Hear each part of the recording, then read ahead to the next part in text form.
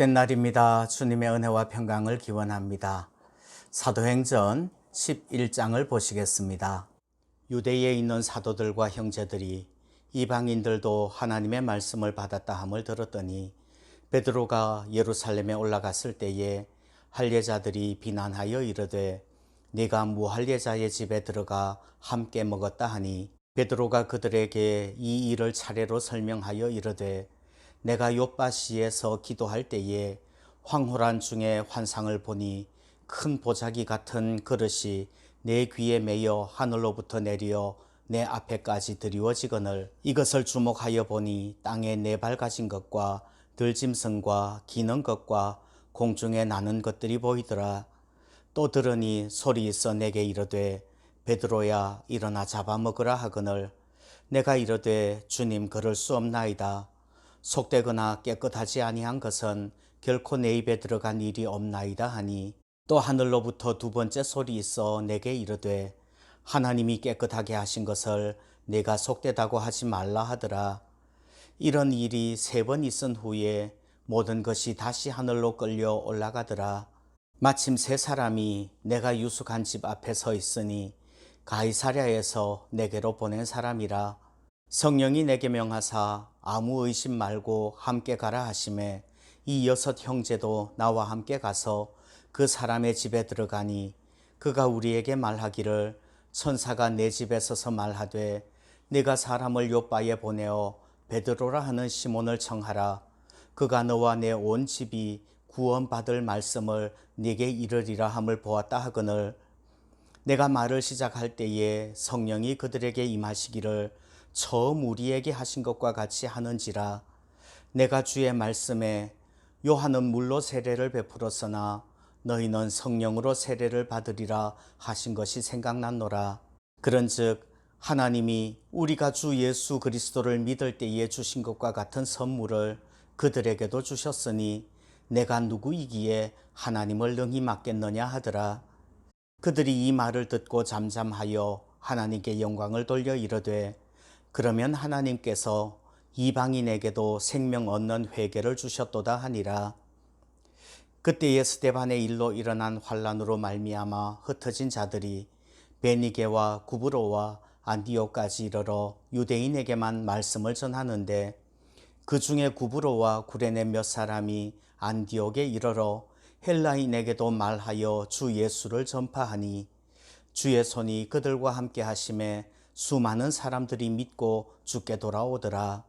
예루살렘 교회가 이 사람들의 소문을 듣고 바나바를 안디옥까지 보내니 그가 이르러 하나님의 은혜를 보고 기뻐하여 모든 사람에게 굳건한 마음으로 주와 함께 머물러 있으라 권하니 바나바는 착한 사람이요 성령과 믿음이 충만한 사람이라.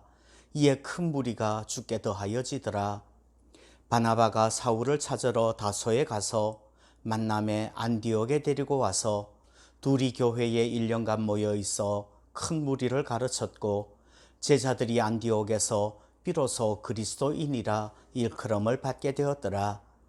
그때의 선지자들이 예루살렘에서 안디옥에 이르니 그 중에 아가보라 하는 한 사람이 일어나 성령으로 말하되 천하에 큰 흉년이 들리라 하더니 글라우디오 때에 그렇게 되니라. 제자들이 각각 그 힘대로 유대에 사는 형제들에게 부조를 보내기로 작정하고 이를 실행하여 바나바와 사울의 손으로 장로들에게 보내니라. 아멘. 초대교회의 가장 모범적인 교회는 안디옥 교회인 것 같습니다. 제 생각에는 모교회인 예루살렘 교회보다 오히려 안디옥 교회가 초대교회에서 더 중요한 교회라고 생각을 합니다. 안디옥 교회는 지금으로 하면 이스라엘의 북쪽 시리아 제일 끝에 터키와 접경 지역 거기쯤에 있는 교회입니다. 예루살렘 성내도 아니고 유대 지역도 아니고 사마리아 지역도 갈릴리 지역도 아니고 아주 먼 이방의 동네입니다. 이런 이방의 작은 교회가 왜 그렇게 중요한 교회가 되었을까요? 그 이유를 한번 살펴보고 싶습니다. 첫 번째, 안디옥 교회는 말씀을 전하고 가르치는 그런 교회입니다.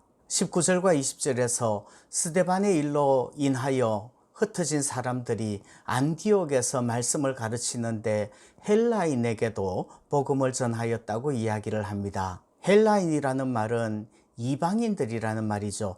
이방인에게도 복음 전한 교회가 안디옥 교회예요. 그리고 25절, 26절 보시면요. 바나바가 사울을 데리러 다소에까지 가서 찾아서 데리고 와서 말씀을 1년 동안 가르쳤다고 이야기를 합니다. 그렇게 말씀을 가르치고 배우고 또 말씀대로 살 때에 안디옥에서 비로소 제자들이 그리스도인이라 칭함을 받게 되었습니다. 그리스도인이라는 명칭을 얻은 것이 안디옥 교회 성도들이 처음이라는 말이지요. 두 번째, 안디옥 교회는 섬기며 봉사하는 교회였어요. 29절 30절에 이런 말씀이 나옵니다. 제자들이 각각 그 힘대로 유대에 사는 형제들에게 부조를 보내기로 작정하고 이를 실행하여 바나바와 사울의 손으로 장로들에게 보내니라.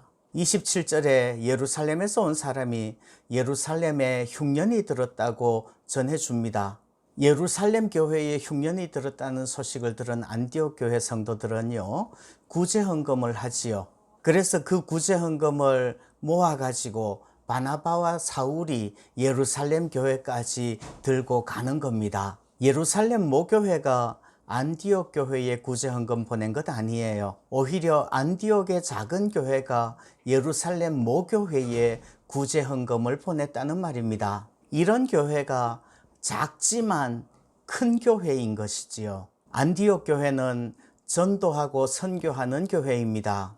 20절 21절에서 안디옥에서는 헬라인에게도 전도하였다라는 말을 하였는데요. 나중에 13장에 가면 안디옥 교회에서는 바나바와 사울을 선교사로 파송하는 그런 교회가 됩니다. 초대교회에 선교사를 파송하는 첫 번째 교회인 것이지요. 바울의 1차, 2차, 3차 선교여행이다 이렇게 구분하는 것은 안디옥 교회에서 출발해서 안디옥 교회로 돌아오는 것을 기본으로 합니다.